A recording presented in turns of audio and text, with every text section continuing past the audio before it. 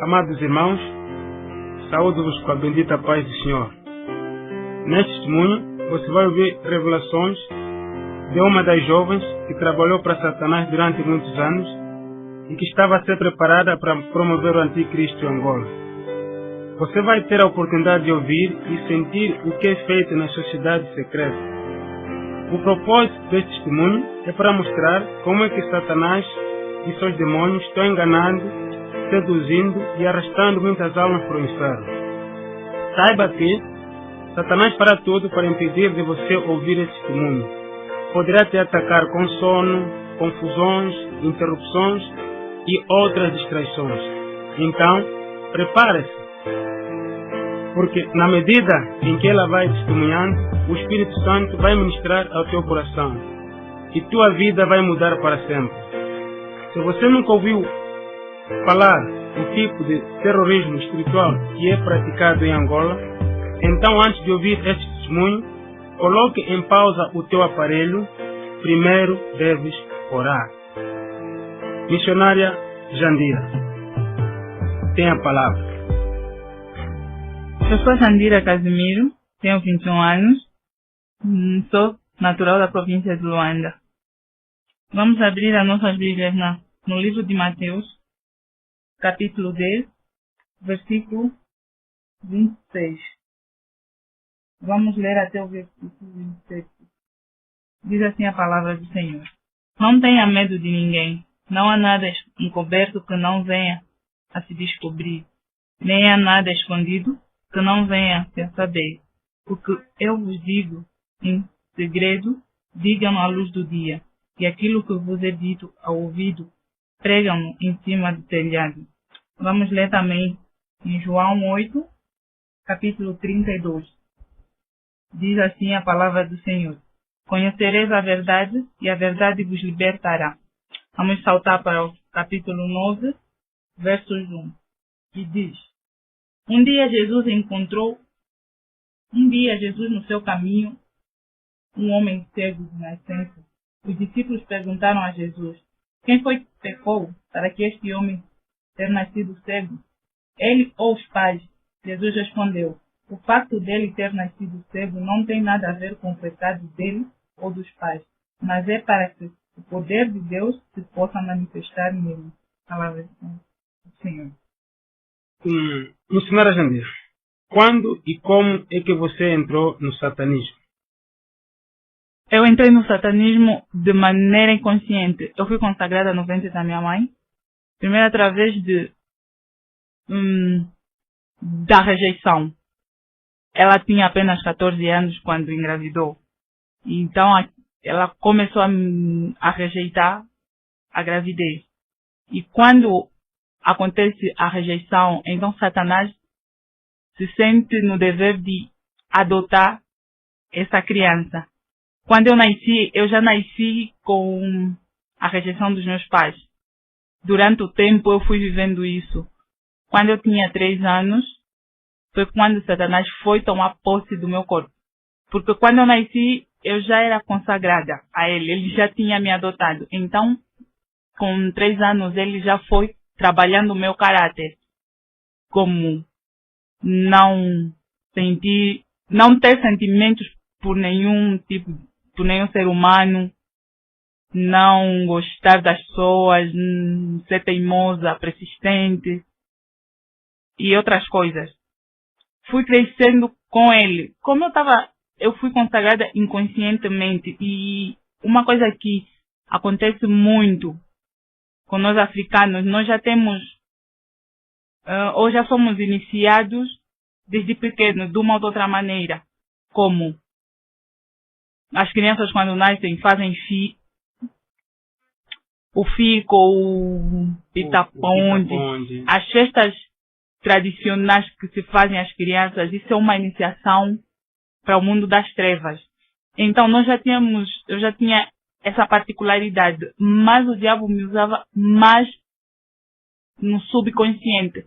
Ele usava a inteligência que Deus me deu para pensar como atingir os cristãos, como trabalhar para ele. Quando eu tinha 13 anos, eu comecei a ser consagrada já às entidades satânicas. Também conscientemente fui consagrada a Iemanjá, que é a deusa do mar, a Brachas e Beuzebu, que são outros espíritos. Com 13 anos eu comecei já a trabalhar a sério. Eu comecei a destruir primeiro os lares. Eu fui preparada também para destruir lares. Como eu estava num nível muito elevado, porque praticamente eu já cresci lá no leito de Satanás. Eu ia para a civilização debaixo da água, porque eu não gostava dos homens. Eu olhava para as pessoas e sentia raiva, desprezo. Então, sempre que eu me chateasse, eu dormia e ia para o mar. Como é que eu ia para o mar? Normalmente, eles ensinam a tirar o espírito do corpo, a alma. Então, a pessoa fecha os olhos e tira o espírito e leva ela até ao mar. E eu ficava lá, eu tinha uma outra família lá. E eu lá era filha da Iemanjá, que era a deusa de todas as águas. Lá é que passavam o trabalho a quem atacar aqui na Terra. Eu ia para lá e eles mostravam a pessoa que eu devia destruir e me davam o poder. Quando eu viesse cá para a Terra, eu olhava para a pessoa e já conseguia ver a vida, o historial completo da pessoa. Não só dela, como de toda a família. E aí eu pensava como atacar, porque às vezes nos encontrava algumas dificuldades. Então, consoante os familiares e as pessoas que rodeiam essa pessoa, então nós nos infiltrávamos num desses familiares para conseguir destruir o nosso alvo. Aos 16 anos eu fiz a minha primeira consagração de sangue, que todas as consagrações têm que ter sexo e a consagração de sangue. Eu não matei a pessoa fisicamente, eu ofereci o meu ventre, eu fiz o primeiro aborto para o deus Moloque, que é o deus de sacrifício de crianças.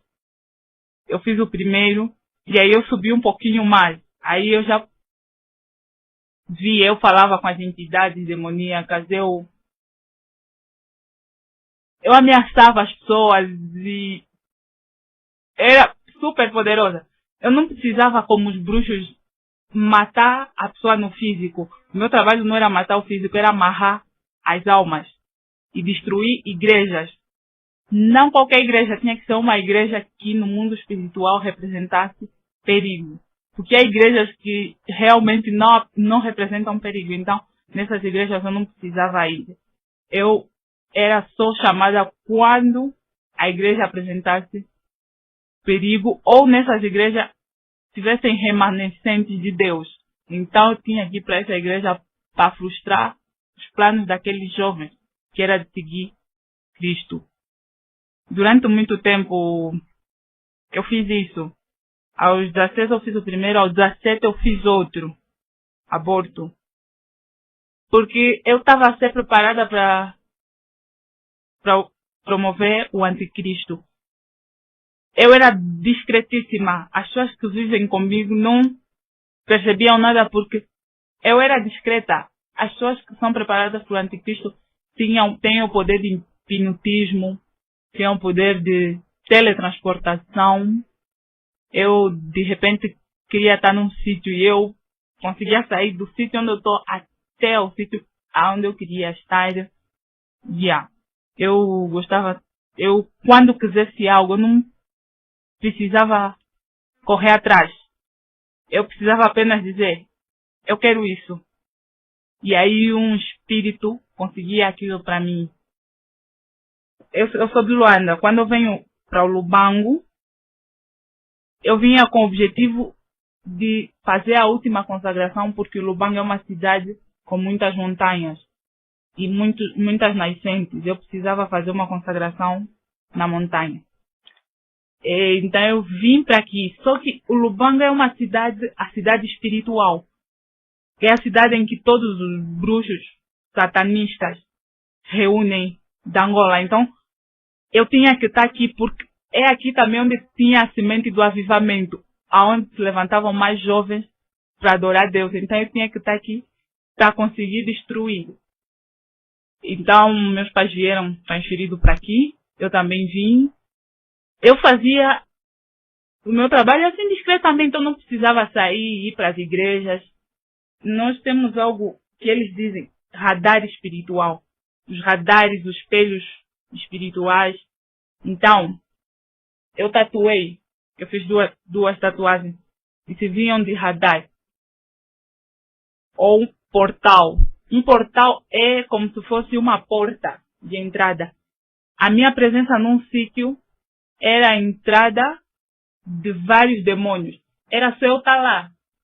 E todos os demônios entravam através de mim. O mundo espiritual ficava a saber o que está acontecendo aí por minha causa. E as tatuagens significavam um pacto com eles. Eles usavam o meu espírito, às vezes a minha alma, sem que eu desse conta por causa das tatuagens. Isso significa tipo um convite. Quando a pessoa tem um convite para uma festa, essa pessoa tem acesso livre. E as tatuagens serviam disso, eles tinham acesso livre. Tipo, eu podia sair da Angola e eles me localizavam através da tatuagem que eu fiz. E isso foi andando. Eu fiz um outro aborto e eu fui crescendo. Eu estava lá no mundo espiritual, chamam-se os filhos do fogo. Eu não queimava, eu podia pegar no fogo, o fogo não queimava. Eu passava em tiroteio e nenhum tiro me tocava. Eu andava de madrugada e eu ameaçava os bruxos, porque eu não era bruxa. Eu estava acima deles. Eu não saía para voar. Eu não precisava de uma vassoura, de uma agulha. Eu apenas precisava dizer, eu quero estar ali. E eu saía e ia para lá. Eu venho para o Lubango, porque o Lubango era a cidade do avivamento, como eu já disse. E quando eu chego aqui, eu começo a trabalhar e a procurar os jovens que, através dele, o avivamento podia nascer. Eu precisava ter contato com essas pessoas, precisava ver para saber como destruir, porque eu precisava olhar a pessoa para depois ir pensar como destruir essa pessoa. Fiquei durante algum tempo, comecei a trabalhar com alguns empresários da cidade e alguns pastores também, porque existem pastores que também estão envolvidos ao ocultismo. Como eu estou acima dos pastores, nós já não queríamos, no mundo espiritual não importa muito matar a carne, o físico, importa amarrar o espírito. Então, os pastores trabalhavam conosco porque na igreja nós conseguíamos amarrar um grande número de almas. E nós íamos para as igrejas, trabalhávamos com alguns pastores. Eu fico aqui no Lubango até os 18 anos, depois eu volto para Luanda, porque eu precisava ir fazer pactos com alguns retores de faculdades em Luanda. E eu vou para Luanda, fico um ano, faço o que eu tinha que fazer lá, mas depois eu tinha que voltar porque o Lubango estava até muitos jovens a orar. Então eu venho para o Lubango para tentar acabar com esses jovens. Mas quando eu chego aqui, eu começo a sentir algo diferente. Eu chego e vou e me encosto a um dos jovens. E ele ministra a palavra. E eu não tinha mais a minha alma, o meu espírito. Eu podia entrar na igreja e não sentia nada. As pessoas podiam orar, eu não me manifestava porque eu já estava num nível muito elevado. Quando eu chegava para destruir uma igreja, primeiro nós atacávamos a intercessão. A primeira coisa que nós procurávamos era o grupo de intercessores da igreja. Depois, nós pensávamos, ouvíamos no grupo de intercessão, cada um quais eram os seus defeitos, para nós conseguir destruir aquele grupo. Não era muito difícil para mim, porque nós os homens somos falhos, então, e muito orgulhosos. Eu olhava para a pessoa e já via o historial da pessoa e da família. Então eu começava a apertar aquela pessoa. E principalmente eu usava o espírito de orgulho, inveja, fofoquice. E espalhava contenda no grupo de intercessão. Depois nós pegávamos nos ministros de louvor. Também que são pessoas que caem muito e, por sinal, na sua maioria são jovens. Então, nos jovens era assim, mais fácil. Nós com os jovens não tínhamos dificuldade nenhuma, porque os jovens cristãos são, como nós dizíamos, cristãos mal posicionados, são aqueles que nos emprestavam o seu corpo para destruir a própria igreja. Nós espalhávamos na juventude o espírito de adultério, sensualidade, prostituição, que é o espírito de pombagira. Nós deixávamos uma entidade lá de pombagira para desviar a juventude. E depois atacávamos os pastores. O pastor só resistia quando esse pastor tivesse uma relação boa com a sua mulher. Porque normalmente os pastores não ouvem muito o que as mulheres dizem. Então nós atacávamos esse pastor. Quando a mulher do pastor fosse forte, então primeiro tínhamos que destruir a mulher para conseguir atacar o pastor. E era assim. As mulheres, nós também metíamos o espírito de fofoca, altivez, sensualidade, ciúme dentro da igreja. E nós conseguíamos assim amarrar a igreja. Eu destruí vários pastores. Pastores que até hoje ministram. Continuam a dirigir as igrejas. O nosso propósito não era que esses pastores fossem descobertos, mas que eles caíssem e continuassem a dirigir a igreja para nós conseguir dirigir, comandar aquela igreja. Quando o pastor peca, então nós ocultamos aquele pecado e pegamos no pastor, entramos dentro dele e começamos a dirigir a igreja. Missionária, como é que vocês faziam isso? Diz que conseguiam entrar para dentro do pastor. Como vocês faziam isso? Faziam com demônios? Faziam com o espírito da própria pessoa? Nos explica lá como é que isto era feito. Para entrar no pastor, muitas vezes, nós usávamos espíritos nossos, demônios é que incluíamos no corpo do pastor. Como nós éramos preparados para o anticristo, então nós, mesmo sem ler a Bíblia, nós conhecemos a Bíblia de Gênesis e Apocalipse. Então, nós levávamos uma filha do fogo para a igreja e começávamos a fazer com que o pastor se sentisse atraído por ela. A Bíblia diz que aquele homem que desejar uma mulher em seu pensamento, esse já cometeu pecado. O pastor não pede perdão por esse pecado. Então nós metemos um espírito dentro dele. E a partir daí aquele espírito vai trazer medo, vergonha e orgulho, principalmente. Porque quando o Espírito Santo tentar trazer à mente que ele pecou, então nosso espírito que também já está dentro dele, desde a hora que ele peca, contradiz aquilo que o Espírito Santo lhe diz. Você, pastor, ninguém viu você a pecado. Você só desejou, mais nada. Então não precisa falar. Se você falar que você desejou uma jovem, então vai ter problemas com a tua mulher, vai ter problemas e iam enchendo a mente do pastor até que um dia, porque depois nós metemos a menina ao lado, a menina vai para se aconselhar até que ele comete o ato de adultério. Quando ele comete o ato de adultério, então o principal do pombagira é que entra.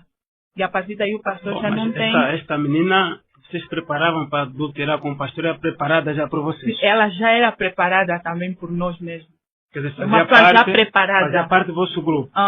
São pessoas já preparadas. Ok. E vocês, quando entravam nas igrejas, isso conseguiam destruir com muita facilidade ou encontravam alguma resistência? Na maior parte das igrejas do Lupango foi com muita facilidade. Porque a juventude, dentro da igreja já há separação. quando nós entrássemos para a igreja, já encontrávamos um grupo aqui, um grupo aí. O grupo dos jovens e o grupo dos mais velhos. Então, era fácil causar contenda dentro daquele grupo. Era chegar, às vezes nós só precisávamos tocar na pessoa. E essa pessoa se irava e afrontava o pastor. E nós mostrávamos para essas pessoas versículos bíblicos. E quando nós encontrássemos resistência, então nós questionávamos através da Bíblia mesmo. Fazíamos perguntas do tipo: Caim e Abel, quando Caim mata Abel, ele diz a Deus, quando Deus julga Caim e lhe dá o castigo, Caim diz a Deus: se eu sair, alguém vai me matar. E nós perguntávamos: quem é o povo que poderia matar Caim? Se naquele tempo a Bíblia diz que só era Adão, Eva, Caim e Abel. E então nós baralhávamos as pessoas assim, com essas perguntas. As pessoas ficavam: mas é verdade, a Bíblia diz, e elas vão procurar na Bíblia e elas não conseguiam respostas. Então era assim que nós trabalhávamos na igreja. Trabalhávamos com o espírito de dinheiro, abraças. Então nós pegávamos nele e dávamos dinheiro ao pastor. Se o pastor fosse um homem de oração e de jejum, nós preparávamos uma mulher que não era uma mulher bruxa para casar com pastores. Muitas vezes a nossa igreja pressiona os pastores para casar. Então nós preparávamos uma mulher bruxa para casar com o pastor. O pastor, como uma mulher bruxa, era muito mais fácil de destruir, de atingir o pastor.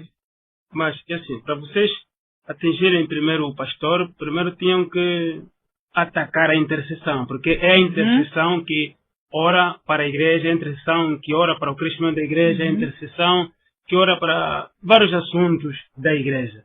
E o que é que você achou das intercessões ou dos obreiros que praticavam a intercessão?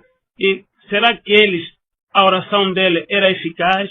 Será que, como é que vocês faziam isso? Como é que vocês atacavam primeiro a intercessão? Porque a intercessão é o pilar da igreja. Bom, nós somos um grupo. E estamos divididos por hierarquia. Que já falam muito por natureza. Que tudo o que ouvem falam. Então essas pessoas eram as que já têm espírito de inveja. Eram as pessoas que mais usávamos. Então pegava uma pessoa da intercessão que tivesse esse espírito. Então nós entrávamos através dele para estar lá no sítio da intercessão. E essa pessoa começava a trabalhar o nosso comando. O que a intercessão ora, ele não concorda. Ou nós começamos a interceder através dele para aquela oração não surtir efeito. E se porventura essa intercessão tiver surtido efeito por causa do pecado dele, o espírito de inveja, de ciúme, então eu fazia aquilo que nós chamamos uma bola magnética, que é um campo de energia que cobre aquele grupo e a oração daquelas pessoas não sobe por causa daquela pessoa. A Bíblia diz: tudo que ligares na terra será ligado no céu. E tudo que desligares na terra será desligado. Através dele, ele não concorda com a oração dos outros. Então eu fazia aquele campo magnético e ele, por causa dele não concordar, a oração não subia. Porque nós, para agir, nós chegávamos lá no céu e nós discutíamos com base bíblica. Nós chegávamos e dizíamos: Deus, a tua palavra diz que o que ligares no céu será ligado no céu. E o que desligares na terra será desligado no céu. Então, com base nisso, nós dizíamos: os teus filhos estão a orar, mas tem um que não está a concordar. Então, essa oração não pode surtir efeitos. Normalmente era assim que nós... Isto quer dizer que vocês estudavam a vida da pessoa, vocês faziam a pessoa, um dos intercessores, cair no erro, e depois vocês iam, pegavam naquelas falhas do intercessor ou daquela pessoa que ora e levavam. Mas e como é que vocês faziam? Levavam como para o céu? Como é que era feito isto? Normalmente tem bruxos. Os bruxos são os que reúnem na terra. Nós já reuníamos nos espaços celestiais. E lá tem pessoas apropriadas que iam mais além levar os relatórios. Por exemplo, eu Os bruxos nos mostravam um relatório, nós descíamos, lutávamos contra aquele relatório. Quando nós conseguíssemos o resultado aqui na Terra, então nós subíamos e entregávamos num outro que tinha aquela competência, então ele chegava lá e mostrava o relatório, e Deus é um Deus de ordem. Nós também sabíamos disso. Então Deus não passa por cima da palavra dele. E é aquela hora que Deus não pode fazer nada porque nós levávamos a palavra dele. Então nós também já sabemos que Deus não passa em cima daquilo que ele instituiu. Então era assim. Deus não fazia nada e nós continuávamos a destruir. Mas muitas vezes Deus até falava com outros intercessores. Mas por causa daquele, é que aquele vai trazer a mensagem de Deus e aquele vai boicotar sempre o trabalho dos outros. E a intercessão vai ter contenda. Então, quando a intercessão ter contendas, eles vão perder o alvo. E aí nós conseguimos atacar a mulher do pastor, o povo do pastor. Ok. Com base na tua experiência no mundo espiritual, o que você acha, o que a igreja deve fazer para sofrer poucos ataques ou, se for necessário, não sofrer mesmo os ataques? O que a igreja deve fazer com base na vossa realidade que vocês viviam lá? Primeiro, devíamos saber a quem foi consagrada aquela igreja, aquele espaço que nós chamamos de igreja. Depois, ter um pastor sério com uma mulher de oração. Depois, ter um grupo de intercessão forte. O pastor não pode ser estrela. O pastor não pode se sentir o chefe ou o dono da igreja. Porque o pastor tem que trabalhar com as ovelhas. Normalmente nós também destruímos as ovelhas todas porque os pastores não conhecem os problemas das ovelhas, não prestam atenção nas ovelhas. Os pastores chegam apenas no domingo e ministram a palavra e depois cada um por si, Deus para todos. Nós não precisávamos principalmente amarrar o pastor. O nosso alvo era as ovelhas mesmo. Então nós pegávamos quando o pastor não é forte, nós só não amarrávamos as ovelhas se o pastor fosse forte. Então nós só precisávamos lutar com o pastor se ele nos impedisse de amarrar as almas das ovelhas. Quando ele não impedisse, no caso dos pastores que também trabalhavam conosco, a igreja assim nós não precisávamos de ir porque diácono, diaconisa, pastores, os membros da junta da igreja são pessoas que têm impacto. 70% dos membros da igreja têm pacto com o demônio. Então, é assim que nós encontrávamos facilidade de chegar e de destruir a igreja. Ok. Também nos falou, vocês iam nas regiões celestiais, né? Para reunir ou tratar dos assuntos do inferno. E tocou também no ponto que iam para o fundo das águas, para o fundo do mar. Ok. Segundo, nós aprendemos nos livros de anedotas, no livro de história, que são lendas, são apenas anedotas de que no fundo do mar existe isso, existe pessoas, existe vida. O que nós aprendemos nas escolas é que no fundo do mar ou no fundo das águas existe vida. Mas, quando nós aprendemos, existem peixes, existem outros animais. E acaba nos explicar de que no fundo do mar também existem pessoas. Como é que vocês iam para o fundo do mar? O que é lá no fundo do mar? O que iam tratar lá no fundo do mar? Nós chegamos num tempo que o grupo de satanistas já está a apelar para a vinda do anticristo. E tudo o que nós fazemos já está a ser mostrado. O problema é que o mundo não está a entender. A Bíblia diz que eles não entendem. O príncipe desse século cegou-lhes o entendimento. As lendas mostram ou retratam aquilo que é a vida no mar. Mas como o príncipe já cegou o entendimento do povo de Deus, então eles não entendem. Eles nem é lenda, não existe. Existe sim vida no fundo do mar.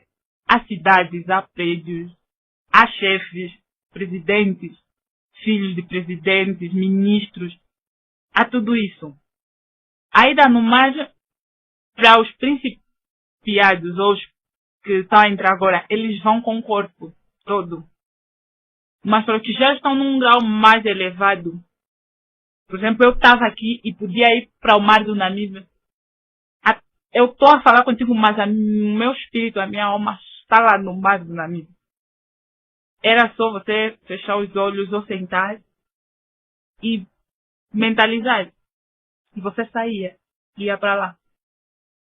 E lá, a vida, há tudo isso que há aqui na nossa terra, aqui na terra, lá nas profundezas do mar existem cadeias. É lá onde nós prendemos as almas que amarramos aqui nas igrejas. Há muitas pessoas que, não, mas as almas já estão lá presas. São aquelas pessoas que morrem de repente.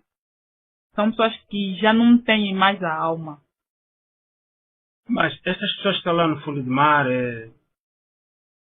são cidades organizadas, têm governadores, têm presidentes. Estas pessoas estão destinadas a viverem no fundo do mar. Será que as pessoas vêm, saem do fundo do mar, vêm para as cidades? Ou como é que era feito esse contato com essas pessoas? Quer dizer, que você que seduziam as pessoas, amarravam as pessoas e transportavam para lá.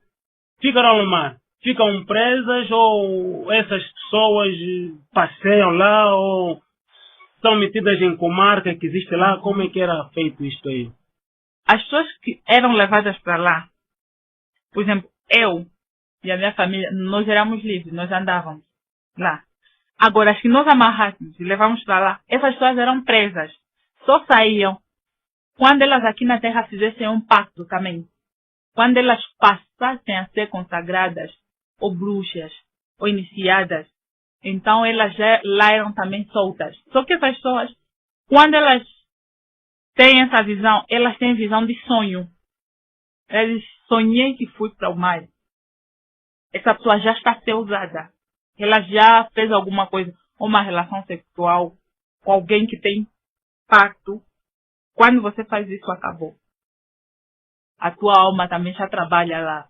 Mas na sua maioria são pessoas que estão presas. As da igreja todas estão presas. Não vivem como cidadão normal. Vivem lá como cidadãos presos. Ok, isto quer dizer que vocês estavam preparadas, relacionavam-se com alguém ou envolviam-se com alguém e este alguém, quer dizer, isto era uma oportunidade que vos dava para levar esta alma para o fundo do mar. Ok. Nos diga também... E não só, sem querer cortar-lhe, Ok. para nós levar as pessoas no mar não eram só através de atos sexuais, eram de festas. Nós íamos para as festas e fazíamos lá as nossas consagrações, dentro das festas, nas discotecas da cidade. Esses reis de saia curta, noite da Halloween, essas festas todas têm um fim de amarrar as almas das pessoas que estão lá. Aqueles são lugares consagrados para isso. Um cristão que entra naquele lugar, automaticamente ele é amarrado, porque aquele lugar é consagrado para aquilo. Pessoas que pagam, nós íamos para o meio e nós pagávamos bebida, comida para as pessoas que estavam lá. E todo mundo que começa, no fim de tudo, nós recolhíamos aqueles restos e fazíamos rituais. As almas daquelas pessoas todas que gastaram, que comeram daquele dinheiro, as suas almas também eram amarradas. Isto quer dizer que vocês, uma das coisas também, quer dizer, vocês aproveitavam aquilo que as pessoas comiam, aquilo que restavam, e pronto, de manhã aparecia ele. E como que vocês recolhiam aquele lixo? O que iam fazer com aquele lixo, aqueles restos? O que iam fazer que nós queremos saber? Como é que é feito essas coisas, nessas festas, esses restos, essas metades de lixo? Afinal, também são maneiras de cativar as almas da pessoa e levar para o fundo do mar. por exemplo, eu chego aqui e pago uma gasosa do missionário. O missionário bebe. A tampa da gasosa fica no chão. Quando nós saímos, eu volto, eu pego aquela tampa e vou pro fundo do mar. Eu faço o ritual, tomo banho com aquela água, invoco os demônios e eles pegam e trazem a tua alma para mim. Depois eu pego a tampa e volto a pôr lá. Como se nada tivesse acontecido. Quando as pessoas chegam lá na discoteca, têm que varrer e tirar aquele lixo. Aquele lixo, nós já fizemos o ritual. Depois voltamos para pôr lá no lugar. Agora, o que nós sabemos também é que as pessoas que saem do fundo do mar, muitas delas vêm trabalhar para os reis aqui na terra. Será que isso também é verdade? Normalmente as civilizações do mar saem na época de eleições. Quando o presidente, um dos candidatos à presidência, tem pactos com as trevas, então no tempo de eleições essas pessoas saem para votar em favor desse rei. Mas normalmente ele usa pessoas que também têm pacto aqui mesmo na terra. Ele vai usando essas pessoas para trabalhar com ele aqui mesmo na terra. Ok. Sendo alguém que estava a ser preparada pelo o anticristo, sabemos que o anticristo ele é quem prepara as pessoas, mas ele exige condição de alguma coisa. Para quem ser preparada para o anticristo, então, qual é a condição que o diabo ou as pessoas, as entidades mais elevadas que estavam lá nas trevas, como é que é feito? Passam numa escola, passam certos rituais, como é que isto funciona? Eu vou falar primeiro do meu caso. No meu caso, não foi preciso muito os requisitos, porque eles me adotaram de criança. Então, o meu caráter já foi tratado por eles a partir de criança. Eles já foram tirando os sentimentos, tudo que os outros achavam normal, eu não achava. Eles já começaram a incutir na minha mente que há uma vida além de outra mais poderosa. Então, eu já fui crescendo assim, querendo buscar o além do normal. Agora, há pessoas que não entram para o anticristo de maneira alguma. Porque primeiro a pessoa tem que ser ambiciosa, tem que ser inteligente, tem que ser uma pessoa discreta e uma pessoa fria. Fria no sentido de não ter nenhum tipo de sentimento. Tem que ser uma pessoa cruel. Quanto mais cruel você for, melhor. Porque se o missionário quiser entrar para o satanismo agora e já me encontrar, e o missionário ser mais frio que eu, então o missionário vai num grau mais elevado que eu, porque assim o missionário ganhará mais almas. A pessoa quanto mais fria, mais almas ganha. Então quanto mais feroz seja a pessoa, melhor. E há cristãos que não...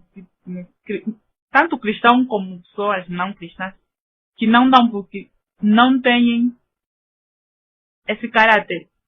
Eu tinha uma particularidade de ser feroz. E tinha o espírito de felina, de devoradora. Onde eu passasse, tinha que destruir. Então, isso fazia com que eu estivesse num grau muito elevado. E porque também isso me dava a condição de não falhar com as obrigações. Quando mandassem destruir algo, eu não tinha o risco de chegar e ter compaixão das pessoas ou daquilo que eu ia fazer. Então, por isso eu estava num nível muito elevado. Isso quer dizer que eles não só preparam pessoas para... O objetivo deles é de amarrar pessoas e levar sempre para o inferno, e fazer engordar o inferno. Sabemos que os músicos também fazem parte para promover o anticristo. Sabemos que também certos empresários fazem parte para promover o anticristo.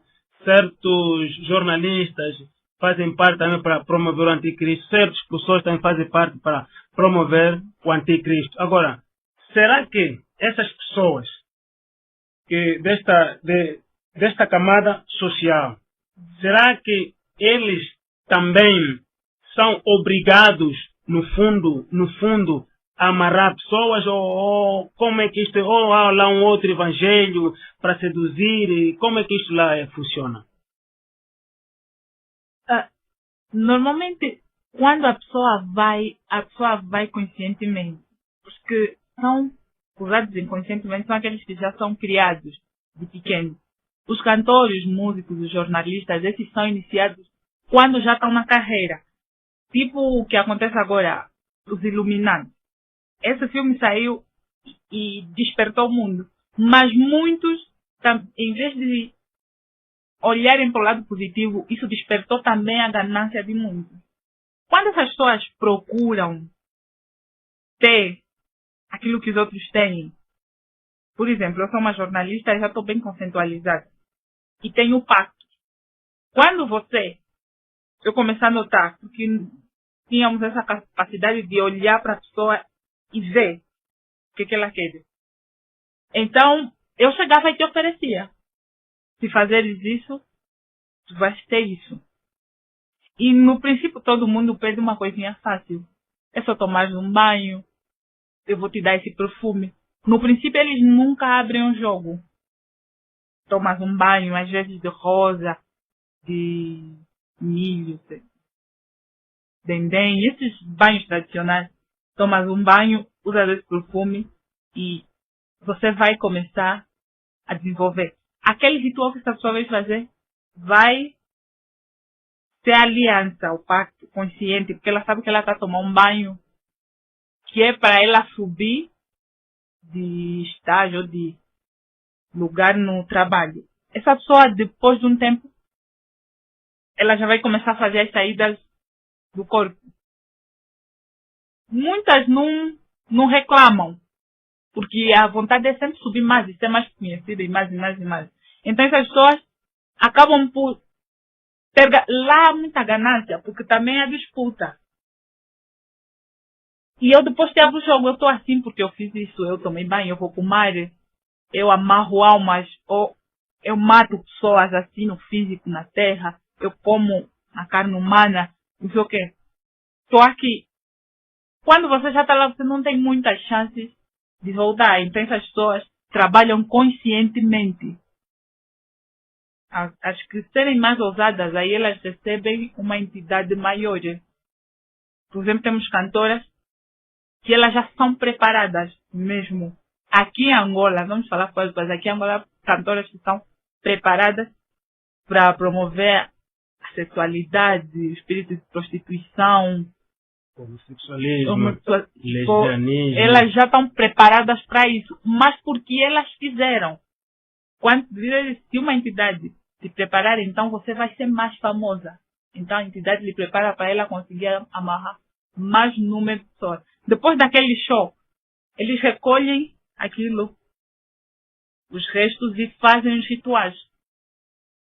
E como é que eles conseguem amarrar as almas a partir por exemplo, os cantores, né, a partir da música? Eles trabalham muito com o subconsciente da pessoa que ouve a música. Ele, às vezes, por detrás das letras das músicas, tem um outro significado que nós, à primeira vista, nós não entendemos aquilo que ela quer dizer realmente. Há músicas que apelam a a emancipação da mulher, isso é contra a Bíblia. Então eles embelezam o pecado. As pessoas, quando ouvem, as pessoas vão mentalizando aquilo e normalmente querem praticar e do ouvir que as pessoas praticam. Elas vão ouvindo e vão praticando aquilo. Ok, e esta coisa de experiências fora do corpo, deixar o corpo e tirar o teu espírito e ter experiência noutros lugares. Isto aprende-se ou faz algum ritual ou é algo que vê assim instantaneamente? Isso é um ritual. Quando você já está num certo nível, depois eles, no caso dos bruxos, eu não sei muito bem porque eu nunca passei pela bruxaria. Mas no nosso caso era quando você faz o primeiro sacrifício de sangue, então aí eles fazem aquele banquete sexual com pessoas que vivem, com pessoas que também estão nesse mundo das trevas, fazem o banquete nas áreas celestiais e depois vêm fazer com as pessoas aqui na terra. Aquilo que se diz marido e mulher da noite. As pessoas que têm isso. Então nós deitamos e depois viemos usar os corpos das pessoas aqui. Como em espírito, transformadas em mulheres da noite, e se for homem, como são homens da noite. E vocês tinham êxito nisso? Tínhamos. Tem os cristãos, principalmente os cristãos que dormem das 20 às. Então eles eram usados para isso. Nós precisávamos de carne humana. Então nós víamos como espírito para usar aquela carne. Ok. Segundo nos diz que esteve no Lubango, depois foi para Luanda. Em Luanda lhe comunicaram de que o avivamento poderia partir do Lubango, que o Espírito Santo estava a promover muitos jovens em muitas igrejas. Ok. Por tantas províncias que há em Angola, vocês só viram que era só o Lubango que Deus poderia começar com o avivamento? No mundo espiritual, os maiores ataques, os maiores vinham do Lubango. Não que nas outras províncias não pioram. Mas tipo Luanda. Luanda lá as coisas já não acontecem porque o céu já está cerrado. Então Lubango era a cidade que, apesar de ser a capital da Angola espiritualmente, também é a capital que Deus escolheu para o avivamento. É a cidade que Deus escolheu para o avivamento. Então, nós temos que vir aqui. Lá não há, engano. Porque nós víamos Angola assim, debaixo dos nossos pés. Então, nós conseguíamos ver. É aqui onde está a sair mais jovens. Então, é ali aonde vai acontecer o possível avivamento. Então, é lá aonde nós temos que nos concentrar em maior número para conseguir apagar. E às vezes usávamos a própria igreja para apagar, porque normalmente essas pessoas são jovens. Então, nós usávamos a liderança da igreja para abafar os jovens. Mas o que nós queremos saber, por que se diz isso que o Lubango é a capital espiritual? Se é só por causa disso mesmo, por trás disso há uma outra coisa que vocês sabiam que vos dava a entender que o Lubango é a capital espiritual? E nós sabemos que Luanda é a capital física, né? Porque Lubango tem a maior, como é que se diz? Maior centro de concentração, que é o Cristo Rei. Então, Cristo Rei é o ponto espiritual mais alto da Angola, no mundo das trevas. Então, por isso é que a maior parte é que se diz que Lubango é a cidade, a capital espiritual da Angola. Porque tem várias montanhas, para além das montanhas, dos riachos, dos lagos, tem o Cristo Rei. Então, por isso é que nós vemos aqui. As reuniões todas são feitas aqui no Lubango. Quer dizer que o teu trajeto daqui para Luanda, de Luanda para cá, era sempre em trabalhos. Ok, também tocou num ponto aqui de que chegou de ir para Luanda, ou foi convidada, estava aqui no Lubango, foi para Luanda para consagrar certos empresários, para consagrar certos diretores ou chefes de empresa. Mas como é que era esse contato? Era no mundo físico, era no mundo espiritual, ias lá sozinha para consagrar, te pediam para ajuda, como é que isto era feito? E se nesse trabalho havia uma recompensa para vocês? Normalmente, quando eu vou para Luanda, todos os trabalhos eram físicos. Nós, quando se é comunicado um trabalho, eles já enviam o roteiro daquela pessoa, o historial de vida. Então, é só você chegar e dizer, às 12 horas, a pessoa passa aí. Então, você às 12 horas fica aí. Eu, por exemplo, já tinha o poder de hipnotismo e de transformação. Eu tinha o poder de se transformar em outra pessoa. Então, era fácil de atrair, principalmente os homens. Tipo, quem olhava para mim se sentia preso. Então, aquela pessoa, quando passasse, de uma ou de outra maneira, ela olhava para mim. E aí ela me convidava, ela parava o carro. Era contato físico. E as pessoas que eu consagrei em Luanda já eram pessoas que começaram, iniciaram. Mas elas precisavam subir num grau elevado. Como eu já estava num grau muito elevado, a pessoa que se envolvia sexualmente comigo, essa pessoa logo subia também. Então, como nós precisávamos urgentemente de amarrar as pessoas, há pessoas que nos fizeram muitos rituais. Você vai falar, mata o fulano, ele mata. Então, depois essa pessoa, quando se envolve contigo, ela já está num grau elevado. E com o tempo ela vai subindo com os bens financeiros. Quanto a mim, se tinha uma recompensa. Como eu estava a ser preparada para promover o anticristo, a recompensa que eu teria vinha mais para frente. Eu estava a ser preparada para ser uma das mulheres mais desejadas do mundo, negra.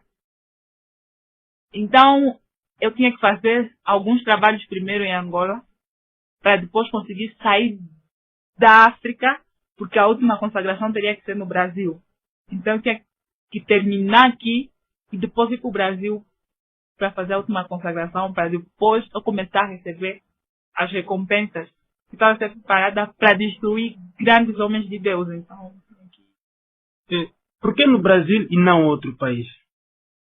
Porque Brasil e Estados Unidos são os centros do satanismo no mundo. Então lá estão as maiores entidades do satanismo no mundo. Então tinha que ser nesses países. Eu já era um bocado forte por causa da força dos pactos da África. Então tinha que ir lá para ser reconhecida e depois sair para o mundo. Ok. Falou em saber o historial de alguém. Uhum. Alguém quando quiser ser consagrado, alguém que vocês pretendessem destruir. Geralmente, o que nós sabemos, o historial é sempre o passado da pessoa. Mas será que vocês tinham esse registro do historial passado da pessoa ou como é que vocês faziam isto? Cada uma para saber pessoa, o historial da pessoa. Hein? Cada uma pessoa já tem um demônio que anda atrás dele. O demônio que faz, vai anotando o que essa pessoa faz durante toda a vida. Como quando a pessoa nasce, tem um anjo, assim também tem um demônio que vai apontando, anotando o passado daquela pessoa. Quando eu precisasse olhar, os demônios se comunicam. Mas eu preciso de saber da vida dessa pessoa. Então, eu olhava nos olhos e aquele demônio mostrava tudo que aquela pessoa já tinha feito, a família. Não será esse poder que usam os profetas falsos ou os adivinhos? Porque era profetisa. É esse o poder. Também são chamados profetas lá no mundo das trevas. Isso quer dizer que esses profetas falsos ou os adivinhos, quer dizer que eles, para saber o historial da pessoa, têm esses demônios. Por exemplo, eu vou consultar a um vidente, vou consultar a um adivinho. E claro que ele vai detalhar a minha vida, mas ele às vezes nunca viveu comigo. Então, quem dá essas revelações são os tais demônios. Agora, ok. Você, hoje em dia, estás em Cristo, hoje em dia, partilhas a palavra de Deus. O que te motivou, o que te animou em vir para Cristo? Como eu não tive muitas escolhas para entrar para o satanismo, assim eu também tive muitas escolhas para vir para Cristo. Deus tinha um propósito comigo. Quando eu fui para fazer o trabalho em Luanda, uma senhora que era vizinha, ela olhou para mim e me disse: volta para o Lubango que Deus tem um propósito para ti. E eu zombei dela, como sempre. E disse: queres que eu te dou um filho? Eu tinha esse poder de curar. Para além de ver a vida das pessoas, eu tinha também o poder de curar. Então, se eu for te dar um filho, queres? E ela riu e disse: não preciso. Deus tem um propósito contigo, volta para o Lubango. Tanto é que depois de eu terminar, o trabalho lá, eu voltei para o Lubão. Quando eu volto, eu começo as mensagens que eu andei a ouvir quando isso para uma igreja para destruir, aquelas mensagens começaram a passar também na minha mente, mesmo que eu não quisesse. Então, eu fui ouvindo, aquelas mensagens foram passando na minha mente várias vezes. E um dia, os demônios, os outros espíritos, decidiram me combater, lutar contra mim. E eles diziam que eu já não estava em condições, que eu já era um perigo para eles, que provavelmente eu podia me converter. E eles queriam assim me agredir. E então naquela noite, foi de madrugada, eu passei toda a madrugada acordada, a minha casa ficou em pânico. Uma vizinha nossa mostrou-nos uma igreja, que ela disse que aquela igreja fazia um trabalho espiritual. E nós fomos para lá. Só que quando chegamos lá, eu também não fui liberta, porque aquele pessoal também, a maior parte deles tinha pactos. Então eles acalmaram os espíritos que faziam confusão comigo e disseram que eu já estava liberta. Então eu continuei a frequentar a igreja, aí eu comecei a ler a Bíblia, eu fui lendo, fui orando, mas eu não era liberta. Era o desejo, já aí nasceu o desejo de eu ser cristã, de sair do mundo das trevas. Então eu fui orando, mesmo não sendo liberta, eu comecei a frequentar a igreja. A partir desse tempo, dessa data, eu comecei a ser usada já sem conhecimento, porque eu já tinha muitos pactos. O diabo já tinha autoridade de tirar minha alma e de levar para trabalhar sem o meu consentimento. Eu destruía as coisas sem o meu próprio conhecimento. Então, foi assim que eu fui. Isto quer dizer que você foi procurar libertação nessas igrejas e acreditamos que, segundo o que você acaba de explicar agora, que oravam para ti, mas mesmo assim tu continuavam a te usar. Mas como é que isso é possível? Alguém que diz que está numa igreja, está a orar para ela e está a pedir libertação, mas ainda continua a fazer o trabalho do inferno. Como é que isto é possível? O que é que achou de estranho no meio disso tudo? Primeiro porque as pessoas que fazem a libertação, ou a suposta libertação, têm impacto com as trevas. Também são pessoas que vivem no mundo das trevas. Então essas pessoas não vão libertar o companheiro de batalha. Eles simulam uma libertação e você, durante algum tempo, você não vê nada, não sente nada. Você parece estar liberta mesmo. As pessoas que estão na igreja, muitas vezes, a maior parte dessas pessoas têm ligação com o reino das trevas. Então, às vezes a pessoa vai para ser liberta, aumenta o poder dessa pessoa. Isto quer dizer que tu estavas aí, estavam a orar para ti, para pedir libertação, mas mesmo assim o inferno, ou Satanás, né, estava a te usar para continuar a destruir as igrejas.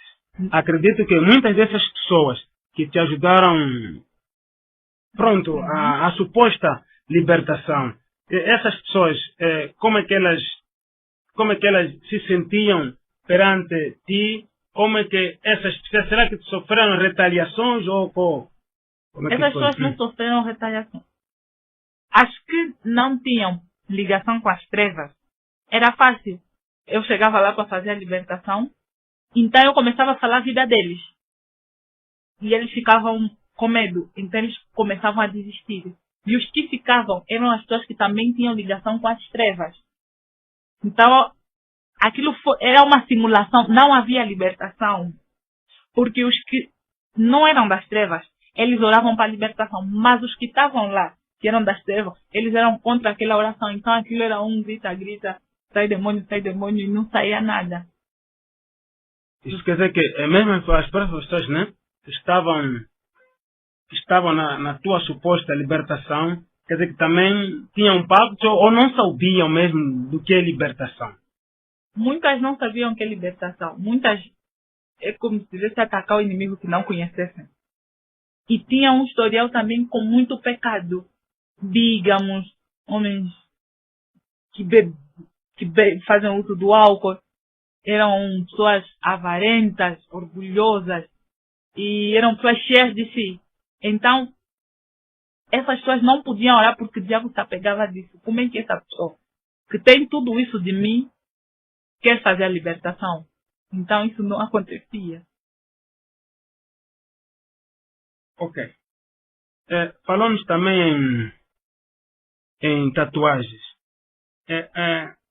O que a tatuagem representa para o reino das trevas e como é que, você agora está em Cristo, né? E como é que é vista a tatuagem segundo a visão de Cristo? A Bíblia diz não que o corpo do homem é o templo do Espírito Santo. E proíbe a marca no corpo. No mundo espiritual, para o diabo, a tatuagem significa propriedade, é um selo.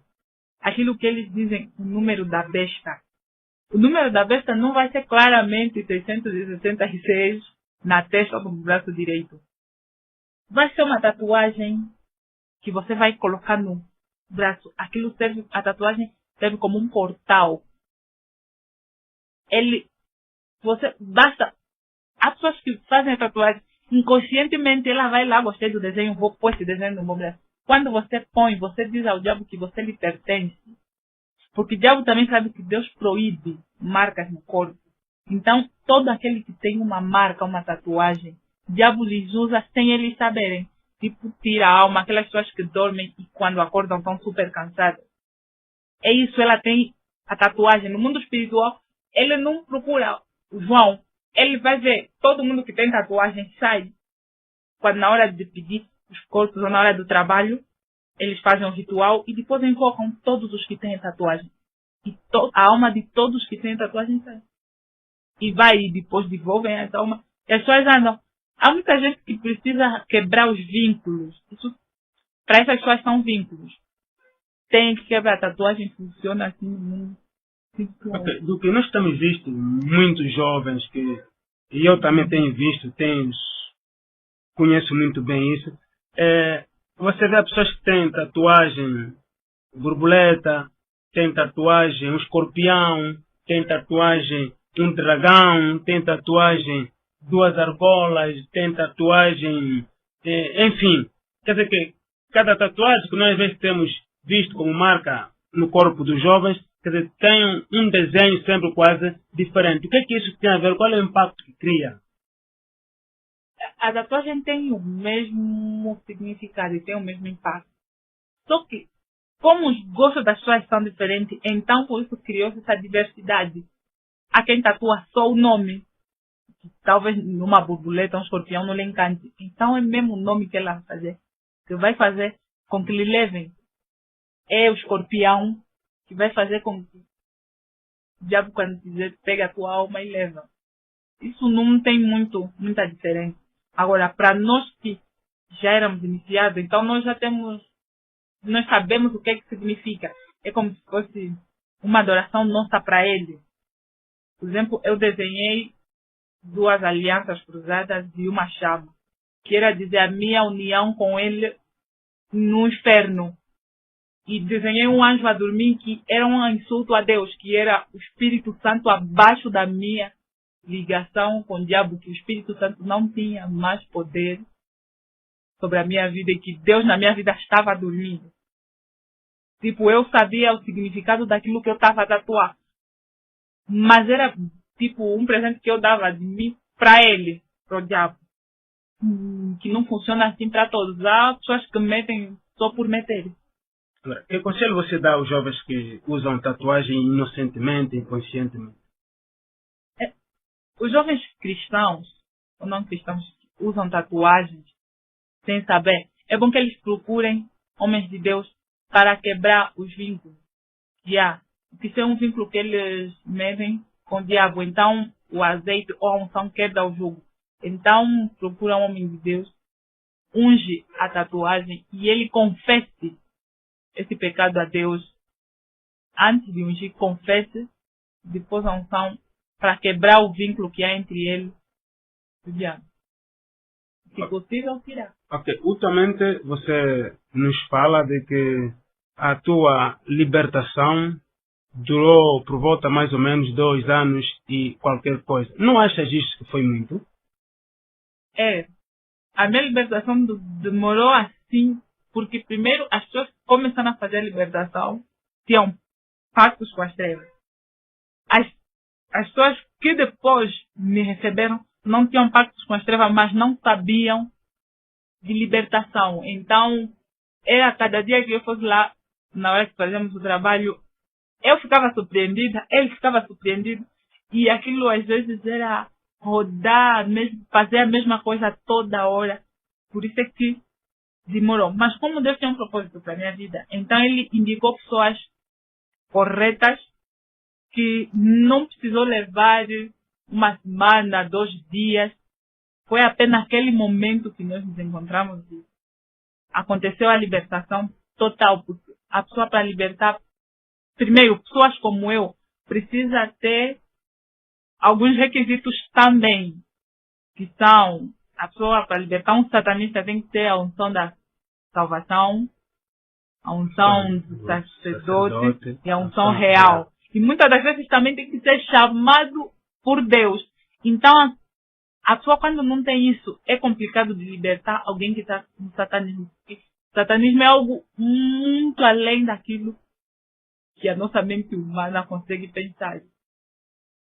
Ok, vocês quando trabalhavam para as trevas, né? Como é que vocês encaravam Jesus Cristo? Jesus. O cara lá de cima. Sim. Jesus. O que era Jesus para vocês lá? Pronto. Era sinal de perigo. E poucas vezes nós falávamos dele. Poucas vezes nós ouvíamos falar de Jesus.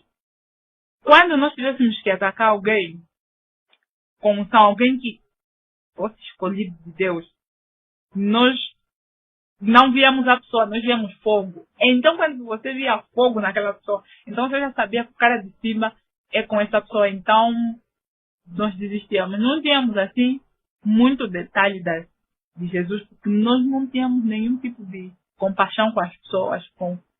Lá nós só sabíamos de Deus, que o nosso Deus era o diabo, então nós precisávamos fazer o que ele manda, e era isso. Jesus nos salvou o mundo. Para nós não tinha isso de salvador da nação, da humanidade. Não tinha. Ok. Segundo o que eu acabo de ouvir agora, é que vocês quando iam para atacar um escolhido, um filho de Deus, um verdadeiro cristão, você de dia estás a ver a casa. Mas à noite você vê a casa em chama. Quer dizer que isto era sinal de que aquela pessoa, aquele camarada é filho de Deus. Depois, o que vocês faziam com isto? Muitas vezes nós desistíamos. Ou procurávamos atacar os familiares. Bom, os que estão dentro de casa não. Outros familiares assim distantes. Procurávamos apertar no trabalho. Trazer complicações no trabalho, às vezes na escola, na rua. Porque contra aquelas pessoas nós não podíamos muito. Aí é que às vezes os filhos do fogo trabalhavam. Só que essas pessoas tinham uma particularidade. Você luta para ele deixar cair 3 anos. Que quando ele cai, ele não fica muito tempo caído. Ele logo reconhece que pecou, pede perdão. E a nossa festa acaba. Nós nunca acabamos de fazer o propósito daquela pessoa.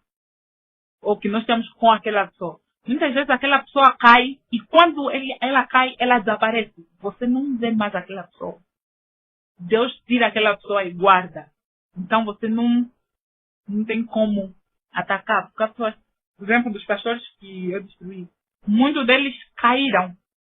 Mas depois de cair, aquelas pessoas desapareceram do mundo espiritual. e as pessoas procuram onde é que ele está. Quando ele se restitui, é quando ele volta a aparecer. Então essas pessoas são aqueles que nós diríamos os escolhidos de Deus. O que é isso, filhos do fogo? Filhos do fogo são pessoas preparadas para o anticristo. São pessoas preparadas para amarrar o espírito, para terem guerras além do normal. Uma guerra além dos bruxos. São pessoas preparadas. Tipo, elas têm guardas. Elas são pessoas, mas elas têm guardas. Todo mundo que quiser fazer algo contra elas, essas pessoas não veem as pessoas que estão atrás delas. São pessoas que não queimam, podem pegam no fogo. São pessoas que passam em tiroteios e nenhuma bala lhes atinge. São pessoas que podem estar no carro e o carro esmagalha e elas saem de lá vivas. São pessoas que têm guardas, defensores. Okay. Segundo a tua experiência no mundo espiritual, existem igrejas em que há verdadeiros líderes cristãos, ou a maior parte das igrejas em Angola estão todas, quer dizer, que imbuídas em pactos com as trevas? Há igrejas com líderes verdadeiramente cristãos. O problema é que dentro da igreja ou da liderança também existem pessoas envolvidas nas trevas. Não encontramos assim uma liderança 100% cristã. Tem sempre um infiltrado lá dentro. Então é assim que nós temos informação daquela igreja. Mas a maior parte das igrejas cá têm pacto. Os altares são consagrados. Quando o pastor entra naquela igreja e o altar já é consagrado, então o pastor, ainda que seja ungido de Deus, vai ter graves dificuldades. Segundo as igrejas, quando você passou, nos contou que há rituais quase dentro da igreja, sobretudo as danças, certos comportamentos de algumas pessoas dentro da igreja. Isto tem a ver em atrair os demônios para dentro daquela igreja. Isto quer dizer que, estando numa igreja, as atuais igrejas, essas que nós conhecemos, e estando num ritual, não há diferença. Mas como é que isso é possível? Às vezes os cristãos não conhecem a verdade. Eles frequentam a igreja, mas não conhecem a verdade. Dá-se o caso de danças.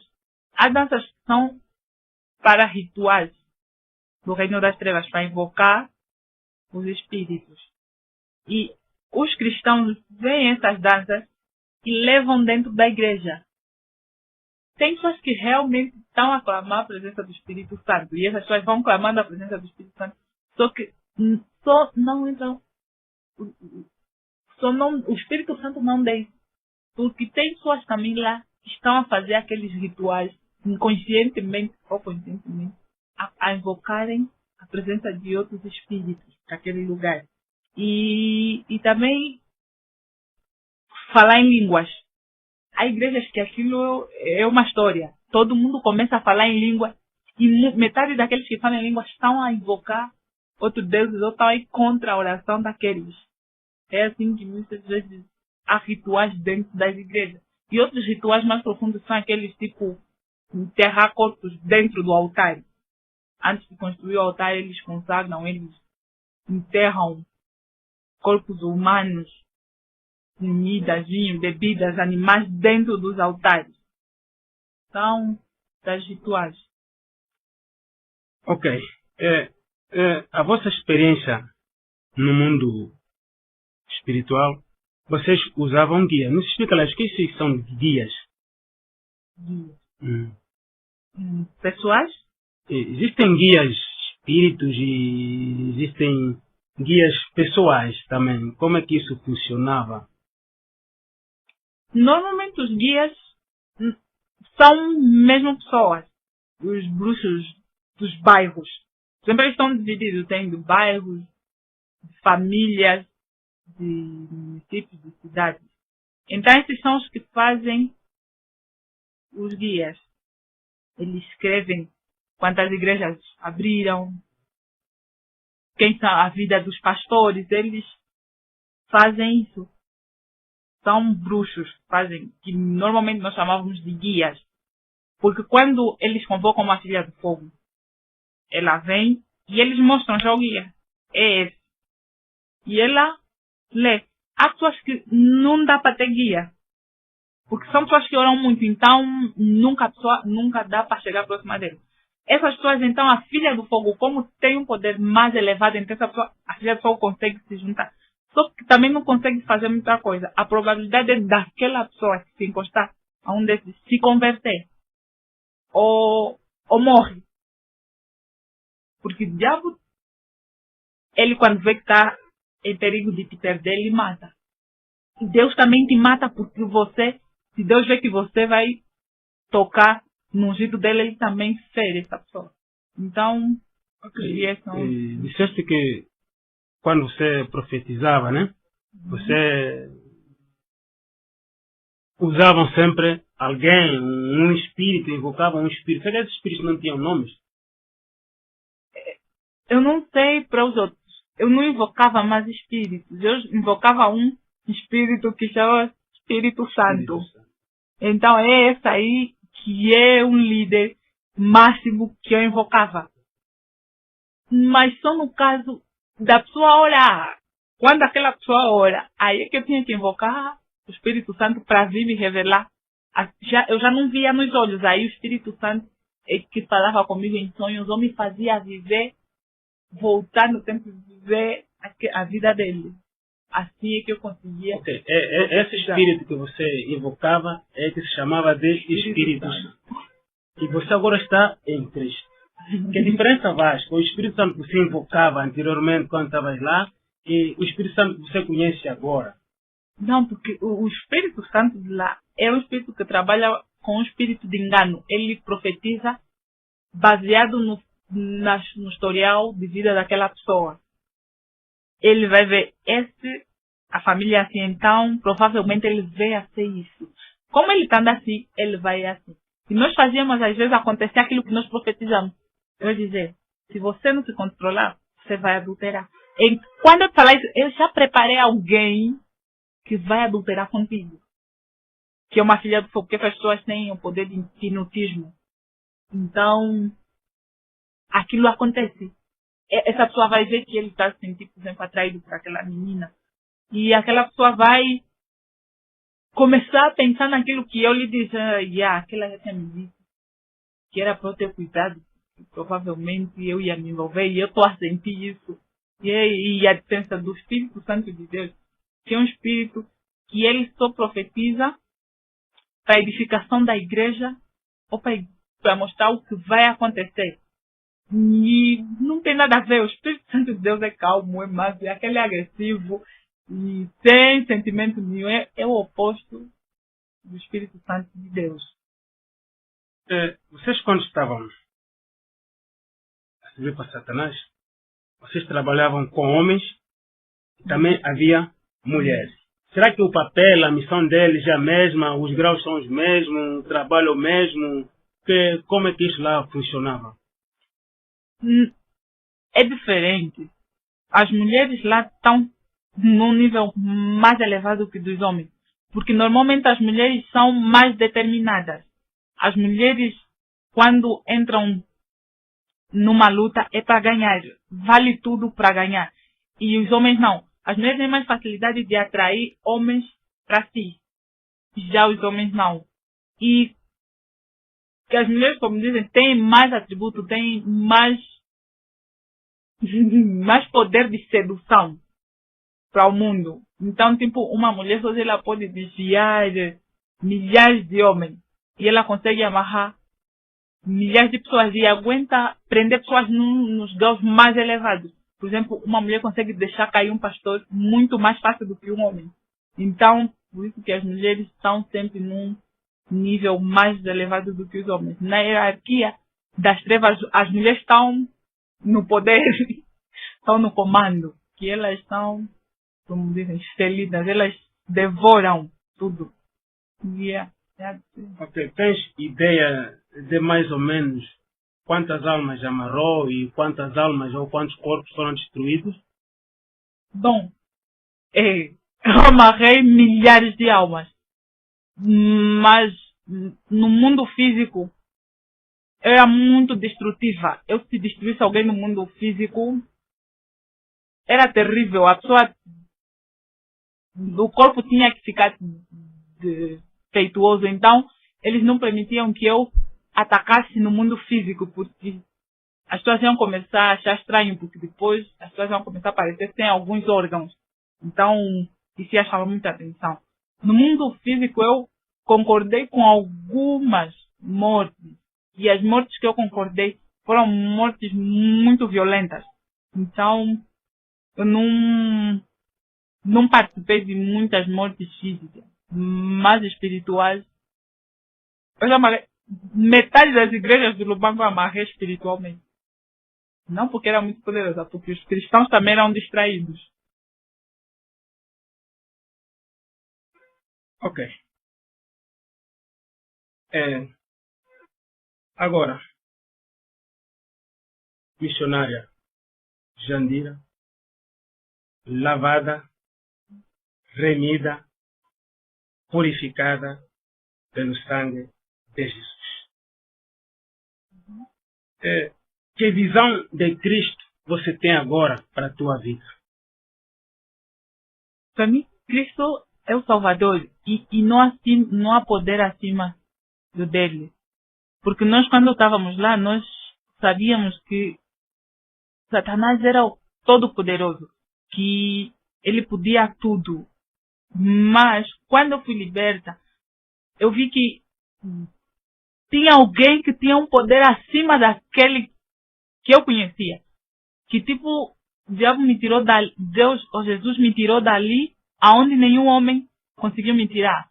Então, para mim, Jesus Cristo é assim, é o Salvador da humanidade e acima dele, do nome dele não há. E que o nome dele, como está escrito, ele recebeu o poder até debaixo da terra, assim, porque eu vi, ele realmente me tirou das profundezas do mar e me trouxe a luz. E Jesus para mim é tudo, é amor, é paz, porque quando eu comecei a sofrer ataques por parte dos cristãos, a única pessoa, eu às vezes parava e chorava e dizia, a única pessoa que olhou para mim, conforme eu era suja, e ainda assim me chamou com amor, foi Jesus. Ele não olhou para aquilo que eu era, para aquilo que eu fazia. E eu ria e dizia a Deus, se eles ouviram dizer uma história que não tem nada a ver com a minha, e eles me rejeitam, se ouvissem ou me vissem como Jesus me viu, eles iam me crucificar também. Mas Jesus não. Ele me tirou de lá, ele me lavou com seu sangue, me purificou e me deu esse ministério, ele me chamou para a sua obra. E isso tem causado muita intriga. Tenho sofrido muitos ataques da parte de pastores, de igrejas, que agora mandam recados que tem uma menina que é completamente destrutiva. Para dizer para esses pastores que, sabe, Deus é amor, ele se importa com as pessoas, ele não olha daquilo que as pessoas fazem, ele olha dentro do coração das pessoas. E se nós lemos na Bíblia, há muitas histórias parecidas a essas, pessoas que viveram toda a vida. Eu vivi 20 anos dentro disso, mas há pessoas que viveram até os 50. E com uma oração de arrependimento, Jesus lhes lavou, lhes purificou e lhes exaltou na terra. Então, para nós pararmos, eu só entrava na igreja porque os pastores não conheciam as ovelhas. Há pessoas dentro da igreja que eu usei porque essas pessoas já tinham o espírito de lesbianismo.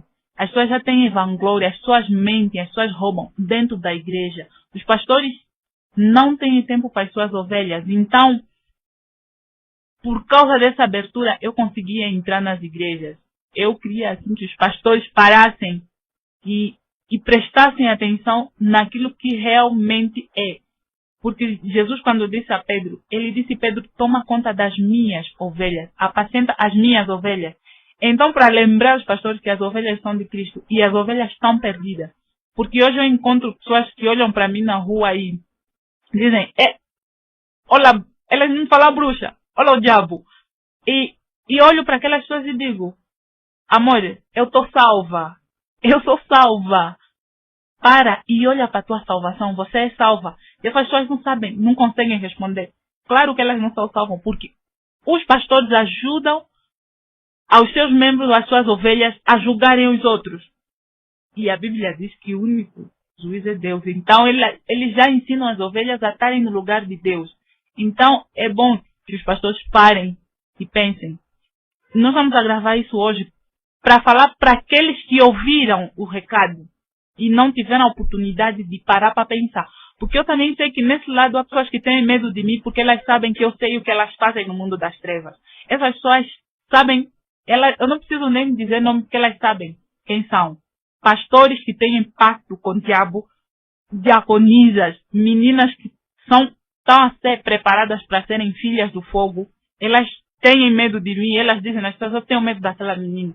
Mas é porque ela é. Não, ela sabe que não é isso. Ela sabe que ela tem medo de mim porque ela sabe o que ela faz. Ela sabe que, sem ela me dizer, eu vou detalhar o que ela faz, porque eu estava num nível mais elevado do que o dela. Pastores também que não permitem que eu fale na igreja deles. Amados, os sonhos de Deus não se frustram. Ainda que não abrirem a porta das igrejas, Deus vai abrir as portas, porque Ele diz que a porta que Ele abre, ninguém fecha. Então, todo aquele que ouvir essa entrevista, eu espero que pare e reflita na tua vida. Porque você pode não ser consagrado, mas você pode ser usado para destruir outras pessoas no reino das trevas, porque a tua alma pode estar presa no fundo do mar, porque você já não tem alma. Você para e faz uma autoavaliação daquilo que tem sido a tua vida. Se você é um cristão que dorme das 20 às 6, se você é um cristão que não jejua, se você é um cristão, você corre riscos eminentes de ser usado por diabo. E é isso aí. Oração, vigilância. Eu, no princípio, acreditei que os cristãos não precisassem de ouvir o meu testemunho. Mas agora que eu vejo que a igreja tem esse problema, eu vejo que a igreja precisa realmente ouvir isso sim. A igreja precisa saber que o reino das trevas se instalou dentro da própria igreja. Pessoas que dirigem o culto são pessoas que amarram as pessoas dentro da igreja. Então, são essas pessoas que estão a causar essas dificuldades, são essas pessoas que estão a espalhar que não há libertação para mim possível.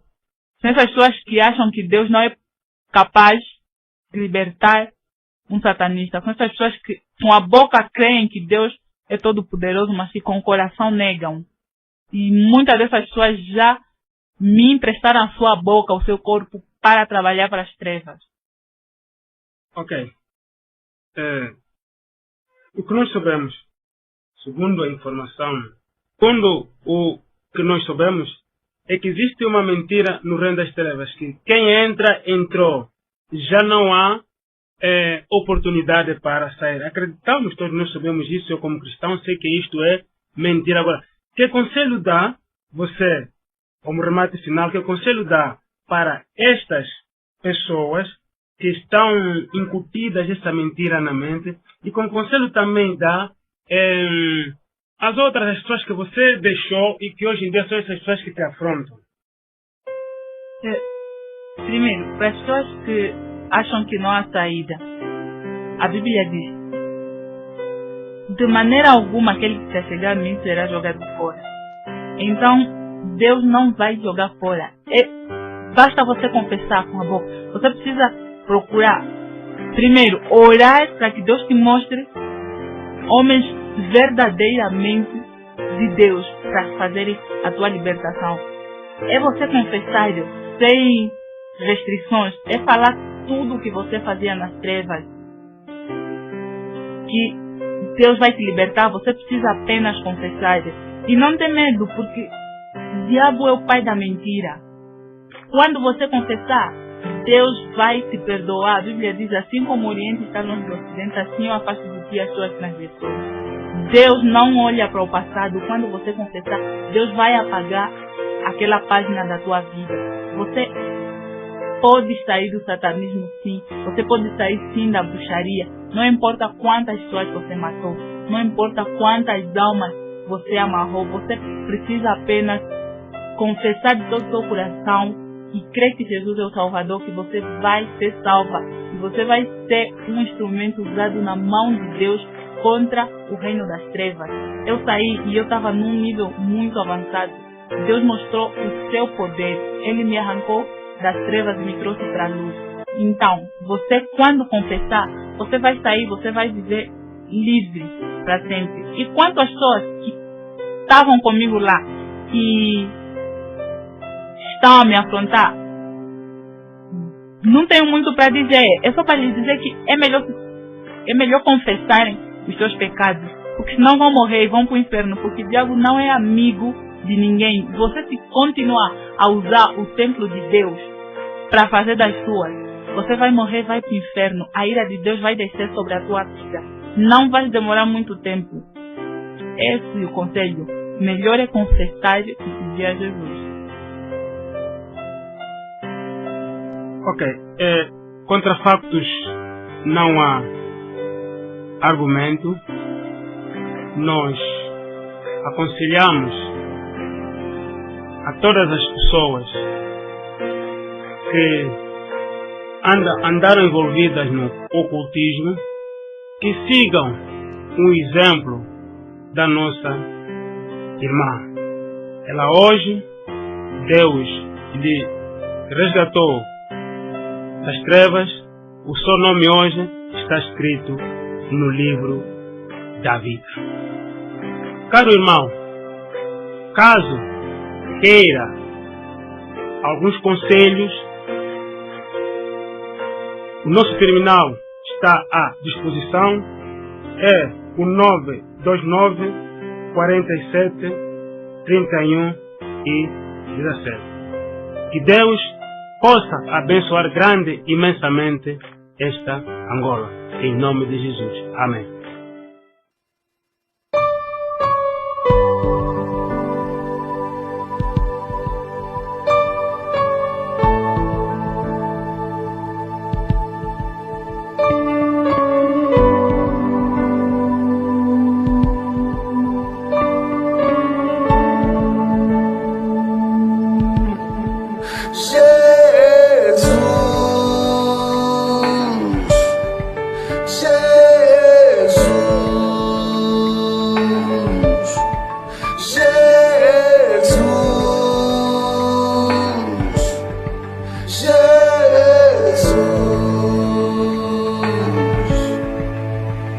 O seu fogo queima o meu coração, incendeia de amor e paixão. Jesus,